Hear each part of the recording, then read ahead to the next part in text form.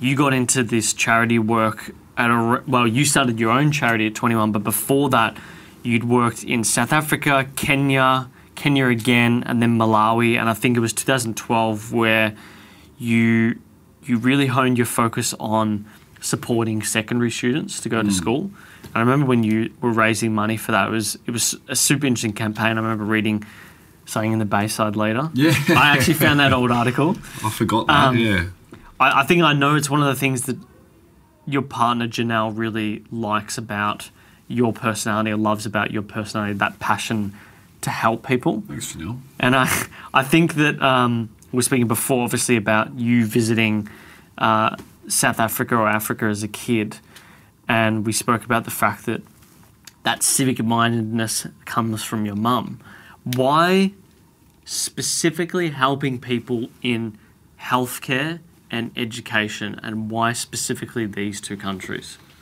It's pretty random. People often ask me why Malawi, and the honest answer to that is, as I said, I just wanted to get away from Melbourne for a while as a young 20-year-old, sort of disengaged and a bit disenchanted with university at the time, and I was in a bit of a funk, and so I just wanted to escape and do something meaningful. So I thought, I've always wanted to go to Africa.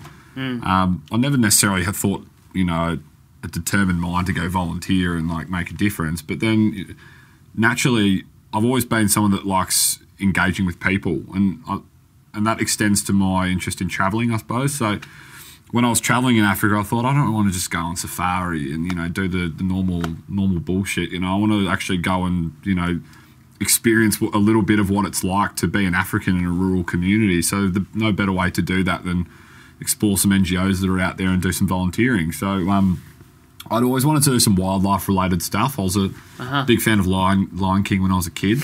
So I chased for a few weeks that opportunity to go into Lion King Africa, and I found an opportunity to do that with, I think they were called Wildlife Quest Kenya, and that was wildlife research on the Kenyan-Tanzanian border in a town called Rombo for 2 weeks. So we were literally out on just like a open plain conservancy. Kilimanjaro's right there.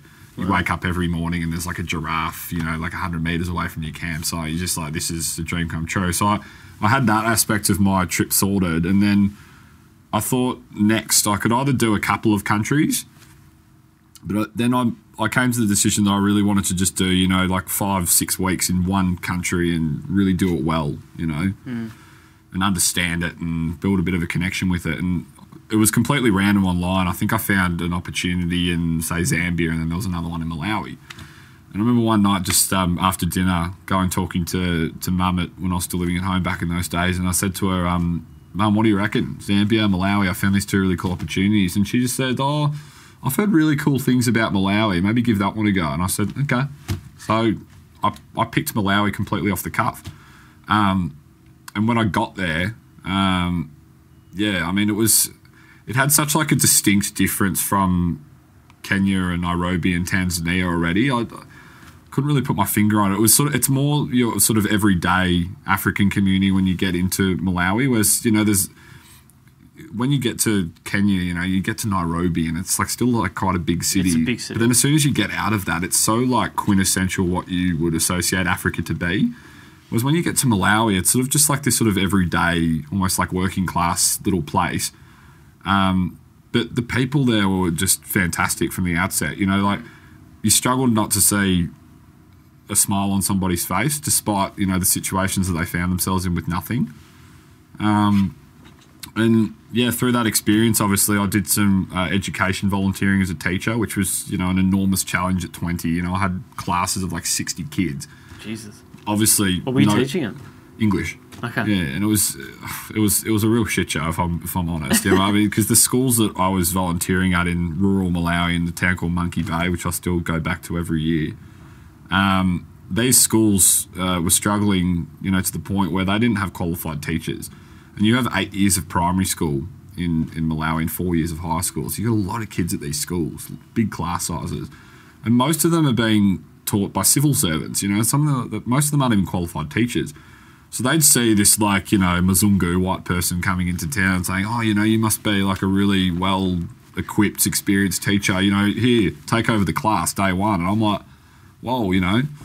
So they just wanted to chop out. Yeah, well, correct, exactly. And then I suppose the more I sort of embarked on that experience, I realised that what I was doing there in many ways almost was, you know, like without sounding too negative, it was a little bit sort of harmful in the sense that, you know, having a guy come in for 6 weeks and teach them English is not what they need. They need someone there every day, a Malawian teacher who's going to be there to support them, who understands all their needs and all their different levels and the curriculum. And because, you know, I fly out and then like another volunteer might come in, they might not, and then almost all of a sudden they sort of lose that momentum. So that was an early thing that I identified when I was there, that these kids need a lot more. They need a lot more support. That was evident to see just purely based on the class sizes and the state of the classrooms and the teaching resources. You know, like the kids there didn't even have books, a lot of them, you know, they didn't have anything to write in. Wow. So it's just that basic stuff that you just go, you know, so easy to access in our country, but, you know, really difficult over there. And then I suppose over the journey, over that 6 week journey, which I ended up getting a lot out of because, you know, at the beginning I looked at where all the kids were at in my standard 3 class, which I think was sort of, you know, the average age bracket for a standard 9 kid in Malawi is like 9 years old. And I had 2 classes, and across 2 classes I'm meeting kids who are 10, 11, 12, 13, 14, 15 years old in some cases, you know, like tall kids and short kids. And you know, how does this happen? A lot of them repeat. And then based on that already, you can determine the fact that they're at different levels of learning, you know, like there's some kids here who are excelling and there's some kids here who are just in this repetitious cycle of probably repeating a lot of the same stuff. So when I came in and teaching English, the civil servant hands me a book, you know, like the Malawi English book for standard 3, and he says, you know, we're doing this lesson today. And I can't remember exactly what the lesson was, but I said, okay, well, I'll do a bit of a soundbite, see what these kids are up to for today. So I went through and taught the kids around, you know, went round, and I realised that probably about 60% of the class actually weren't able to do this lesson that we were at, purely based on the fact that they didn't know what an adjective was, they didn't know what a noun was, they didn't know what conjunctions were, they couldn't build sentences. So I scrapped the book on day 2 and from the start taught them about the basics of English. And by my 6 weeks, most of them were able, at least in groups, some at an individual level, to be able to write a basic sentence in English. Wow. So I saw that and I go, well, you know, I was proud that I'd been able to apply myself and get something out of it, for not just for me, but for the kids. But then, you know, you're leaving. And then in that same sort of experience, I'd meet a lot of kids who were finishing standard 8, and they're waiting for high school the following year.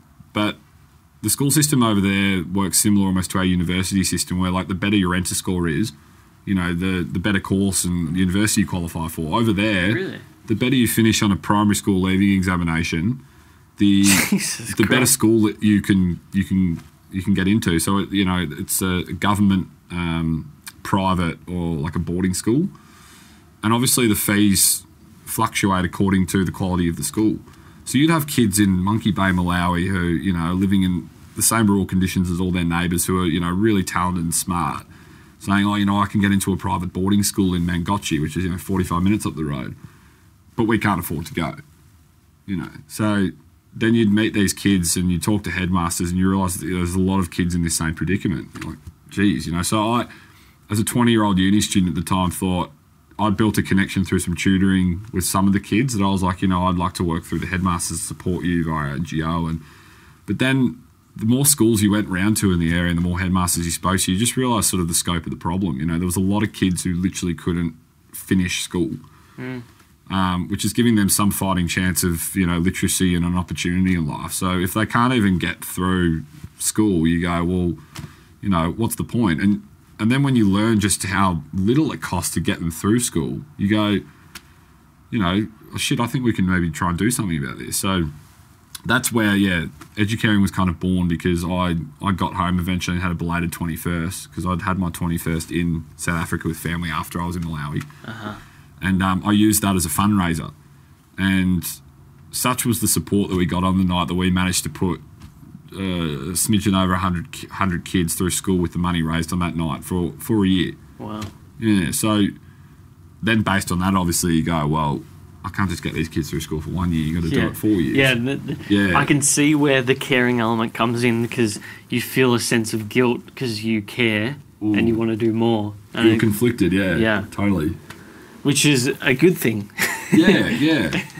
But then it's snowballed into something a lot bigger that I never set out to achieve. You know, necessarily when I went to Africa, I didn't hop on the plane going like, oh yeah, when I get back from this trip, I'm going to start a charity. It just literally snowballed because of an opportunity to help. And then when you show that side of yourself and that, you know, you do care, then naturally there's other opportunities that are going to open up from working with an NGO in rural Malawi, where they say, you know, like our medical volunteering needs more inventory, or you know, there's another kid here who needs support, or, you know, it's within reason, obviously, without broadening out too much to just be like, you know, we're handing out money. It was a very like sort of facilitatory relationship with our NGO, working through them, who were registered, that then gave rise to this idea of, well, you know, if we want to keep doing this and supporting it, and we're seeing the impacts of kids being able to go through school, and let's start a movement here. You know, let's get a logo and a website, and maybe, you know, start a few more events. And so that's where it led to, and that's where we ended up.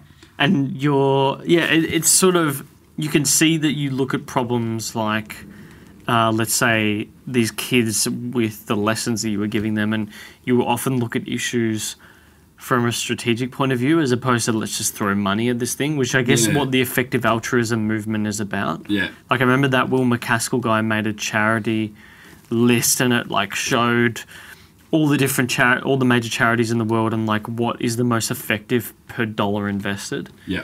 And that was, they sort of worked out that malaria foundation based in Africa is the most effective, and one of the least effective was the Clinton Foundation, which I found interesting. Very interesting, because they sort of look at how much of the fees donated ends up in administration. Yeah.